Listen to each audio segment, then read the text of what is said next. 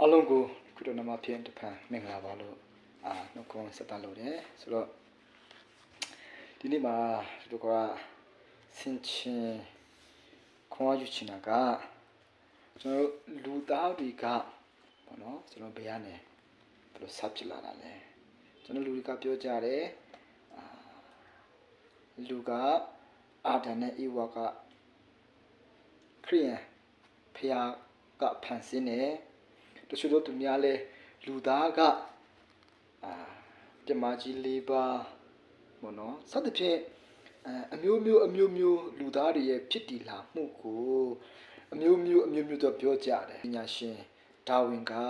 ဘာပြောတယ်လဲဆိုလို့ဆိုရင်လူကထာဝရဘုရားကနေပြီးတော့ဖြစ်လာတာမဟုတ်ဘူးလူကသူ့တဘာဝအလျောက်စင့်ကဲဖြစ်စဉ်ပေါ့နော် evolution ပေါ့နော်စင့်ကဲဖြစ်ခြင်းကနေပြီးတော့ဖြစ်ပေါ်လာတဲ့အရာတစ်ခုဖြစ်တယ်ဆိုတော့ပြောကြတဲ့အရာတစ်ခုဖြစ်တယ်ဆိုတော့ကျွန်တော်တို့နှုတ်ကပတ်တော်တမန်ကျမ်းစာက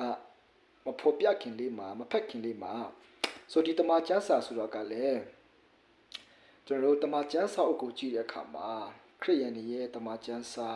ချင်းလူမျိုးတွေရဲ့တမန်ကျမ်းစာဒီအနောက်နိုင်ငံအင်္ဂလိပ်လူမျိုးရဲ့တမန်ကျမ်းစာ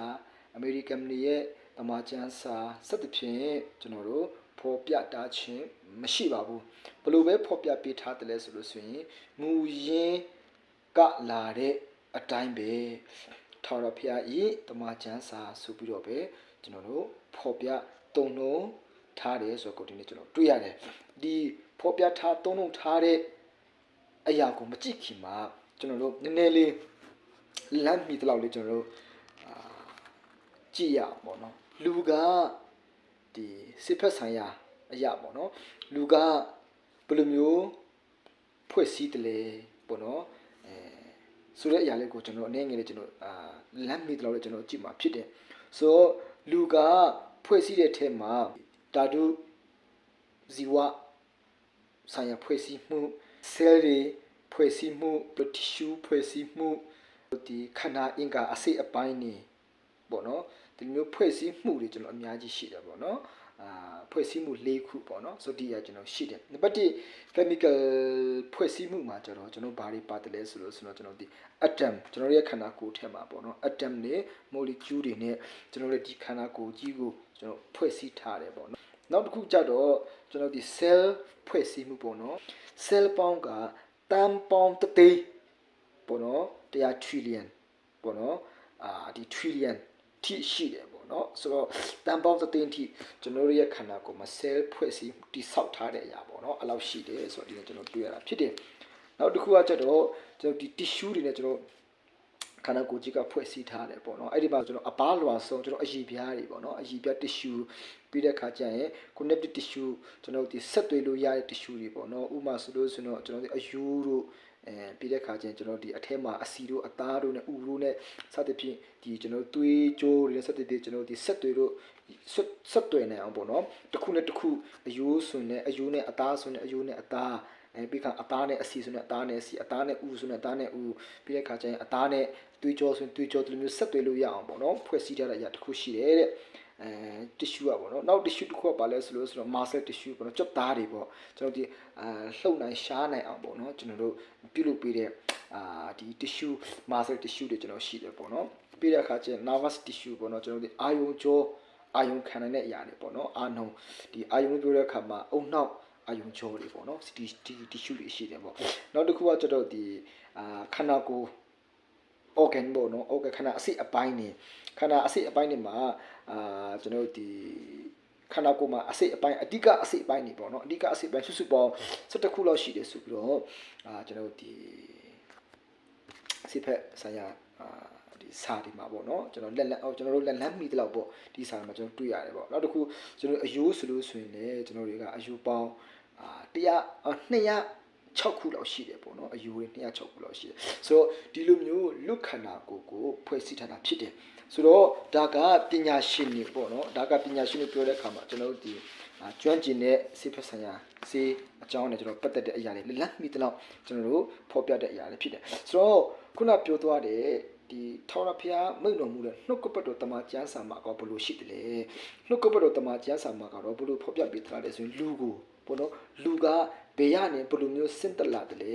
အကြောင်းကိုတမန်ကျမ်းစာကဘလို့ဖော်ပြပေးထားတယ်လေဆိုလို့ဆိုရင်ကဘာဦးကျမ်းခန်းကြီး1အငယ်26မှာတဖန်ထောရဖျားကငါတို့ပုံတန်နှစ်အညီငါတို့ပုံတန်နှစ်တညီတတန်တီလူကိုဖန်ဆင်းကြဆိုပြီးတော့ဗျသခင်ကသူ့ရဲ့ပုံတန်နဲ့ကျွန်တော်တို့တွေကဖခင်ရဲ့ပုံစံနဲ့အညီကျွန်တော်တွေကဖန်ဆင်းခံထားရတဲ့လူတွေဖြစ်တယ်ဆိုတဲ့အရာကိုဒီနေ့တမန်ကျမ်းစာထဲမှာကြည့်တဲ့အခါမှာကျွန်တော်တွေကရှင်းရှင်းလေးနဲ့ကျွန်တော်တွေ့ရတဲ့အကြောင်းအရာဖြစ်တယ်ဆိုတော့လူကိုဘယ်လိုမျိုးဖန်ဆင်းလူကိုဘယ်လိုမျိုးဖန်ဆင်းလဲဆိုရင်တော့တမန်ကျမ်းစာမှာဘလို့ဖော်ပြပေးထားတယ်လဲဆိုလို့ဆိုရင်ထို့နောက်လေထောင်ရအရှင်ဘုရားသခင်သည်မြေမှုန့်ဖြင့်လူကိုဖန်ဆင်း၍သူ၏နှာခေါင်းထဲသို့ဇီဝအသက်ကိုမှုတ်တော်မူလင်လူသည်အသက်ရှင်သောတတဝါဖြစ်လေ၏ဆိုတော့ဘုရားသခင်ကမြေမှုန့်ဖြင့်လူကိုဖန်ဆင်း၍တဲ့လူ၏နှာခေါင်းထဲသို့ဇီဝအသက်ကိုမှုတ်တော်မူလင်ဒီနေ့ကျွန်တော်တို့တွေကဘုရားသခင်ရဲ့ဖန်ဆင်းခြင်းမှာကြည့်တဲ့အခါမှာလူသားတွေကနံပါတ်1ချက်အနေနဲ့ဘုရားရဲ့ပုံစံနဲ့အညီကျမ်းစာကတော့ရှင်းပါတယ်ငါတို့ပုံတန်နှစ်တညီတတန်ဒီလို့ပြောတယ်သူ့ရဲ့ပုံစံအတိုင်းပဲဘောတော့သူ့ရဲ့ပုံစံအတိုင်းပဲကျွန်တော်တို့ကိုဖန်ဆင်းတာဖြစ်တယ်နောက်တစ်ခုကသူ့ရဲ့ပုံစံအတိုင်းဖန်ဆင်းထားတဲ့မြေကြီးမြေမှုန့်နဲ့သူကဖန်ဆင်းပြီးတဲ့အခါမှာဘာလုပ်တယ်လဲဆိုတော့အဲ့ဒီလူကအသက်ရှင်လို့ရအောင်သူ့ရဲ့ဇီဝအသက်ပေါ့နော်ဇီဝအသက်သူ၏နှာခေါင်းထဲသို့ဇီဝအသက်ကိုမှုန့်တော်မူလေနဲ့ဆိုတော့ဘသူမှုန့်တာလဲဆိုလို့ဆိုရင်ထာဝရအရှင်ဘုရားသခင်တည်းတဲ့မြေမှုန့်ဖြင့်လူကိုဖန်ဆင်းပြီးတော့သူ၏နှာခေါင်းထဲကိုဇီဝအသက်ကိုမှုန့်တော်မူလေသူ့ရဲ့ဇီဝအသက်ဘုရားသခင်ကပေါ့နော်လူတစ်ယောက်ကိုအသက်ရှင်ဖို့ရန်အတွက်အသက်ရှင်ခြင်းအရာကျွန်တော်တို့ကိုပေးထားတာဖြစ်တယ်အခုကျွန်တော်တို့သူဖန်ဆင်းထားတဲ့အရာကမြေမှုန့်ဖြစ်တယ်ထိရင်ပဲ့လွယ်တယ်ပျက်စီးလွယ်တယ်ကျွန်တော်တို့ရဲ့အယူတွေကျွန်တော်တို့ရဲ့ဥတွေကျွန်တော်တို့ရဲ့နှလုံးတွေအစသဖြင့်အသီးစိတ်ကစားကျွန်တော်တို့ဘုရားသခင်ကကျွန်တော်တို့ကိုတေချာလေးနဲ့ဖန်ဆင်းပေးထားတဲ့အရာဖြစ်တယ်ဒါကြောင့်သိပ္ပံပညာရှင်တွေပဲဖြစ်ဖြစ်စိတ်ဖက်ဆိုင်ရာတွေပဲဖြစ်ဖြစ်လူသားအကြောင်းကိုလေ့လာတဲ့အခါကျရင်လေ့လာလို့မကုန်ဘူးဖြစ်တယ်လူသားရဲ့ဒီဘိုင်အိုပေါ့နော်ကျွန်တော်ဒီဆဲဖွဲ့စည်းမှုတွေအတမ်ဖွဲ့စည်းမှုတွေတီရှူးဖွဲ့စည်းမှုတွေဘောင်းဖွဲ့စည်းမှုတွေကျွန်တော်ဒီသွေးတွေဖွဲ့စည်းမှုတွေအမျိုးမျိုးကျွန်တော်ကြည့်တဲ့အခါမှာအများကြီးကျွန်တော်တို့လေ့လာစရာဖြစ်တယ်အရင်ထူးဆန်းတဲ့တဝါထဲမှာပေါ့နော်တဝါထဲမှာအရင်ထူးဆန်းတဲ့အရာကလူပဲဖြစ်တယ်ပေါ့နော်ဆိုတော့ကျွန်တော်တို့ဒီမြေကြီးနဲ့ဖန်ဆင်းထားတဲ့လူကို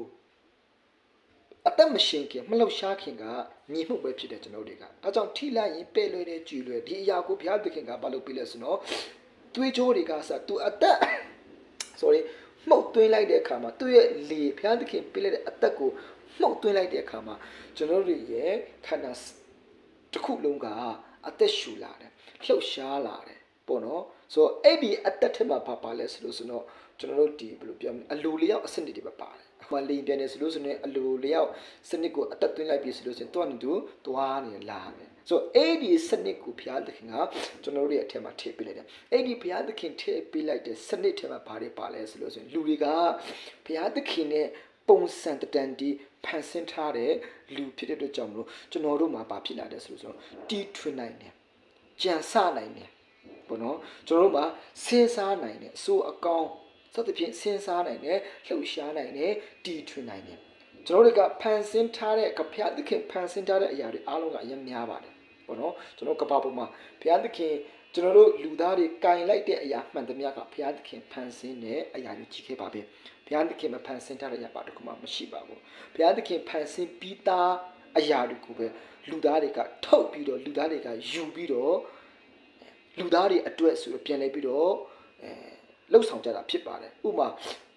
handphone တို့ပေါ့နော်ကျွန်တော်အိမ်တို့ပြီးတဲ့ခါကျွန်တော်တို့အဝေးအစားတို့ကျွန်တော်မျက်မှန်တို့ကျွန်တော်နောက်ဆုံးကျွန်တော်သွားတွေကျွေးနေတော့မှာပေါ့နော်သွားတွေအစားအရာကျွန်တော်တို့ကဒီမြေကြီးကနေယူပြီးတော့ပဲကျွန်တော်တွေကဘုရားသခင်ဖန်ဆင်းထားတဲ့မြေကြီးကနေယူပြီးတော့ပဲကျွန်တော်လူသားတွေက ပြန်ပြီးတော့တီထွင်ကြတာဖြစ်တယ်တီထွင်ခြင်းမှာလည်းဘုရားသခင်ပေးလိုက်တဲ့ဒီအတဝိညာဉ်ထဲမှာအဲ့ဒီ system ထဲမှာကျွန်တော်တို့ကိုတီထွင်နိုင်ခြင်းအစွမ်းအစတွေပါအကုန်လုံးကိုထည့်ပြီးသားဖြစ်ပါတယ်ဒါပေမဲ့ကျွန်တော်တို့တွေကဘုရားသခင်တော့မဟုတ်ဘူးဖြစ်တယ်ဘုရားသခင်ဖန်ဆင်းထားတဲ့လူပဲဖြစ်ပါတယ်ပေါ့နော်ဒါကြောင့်မလို့ကျွန်တော်တို့တွေကအင်မတန်မှထူးဆန်းတဲ့အရာဖြစ်တယ်ဒါကြောင့်လူတွေကပေါ့နော်ကျွန်တော်တို့ယောဂတစ်ခုဖြစ်လာရင်တော့မှဆရာဝန်တွေစီမှာတွားပြရင်တော့မှကျွန်တော်ဒီခုနပြောသလိုပေါ့နော်အယိုးဆိုရင်အယိုးဆရာဝန်ရှိတယ်တွားဆိုရင်တွားဆရာဝန်ရှိတယ်မျက်စိဆိုရင်မျက်စိဆရာဝန်ပေါ့နော်အရည်ပြားဆိုရင်အရည်ပြားဒီကျွန်တော်ဒီခွဲစိတ်ဆရာဝန်ဆိုလို့ဆိုရင်စသဖြင့်သူ့ဟာနဲ့သူရှိတာဖြစ်ပြောရှင်တဲ့အရာကဒီလူခန္ဓာကိုယ်မှာ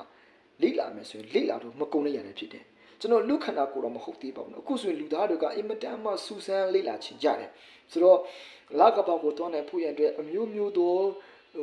လူသားတွေကတီထွင်ကြတယ်ဆိုတော့ဒီရကဘယ်ရလာတယ်လဲဆိုတော့ဘုရားသခင်မှုတ်သွင်းလိုက်တဲ့ဇီဝအသက်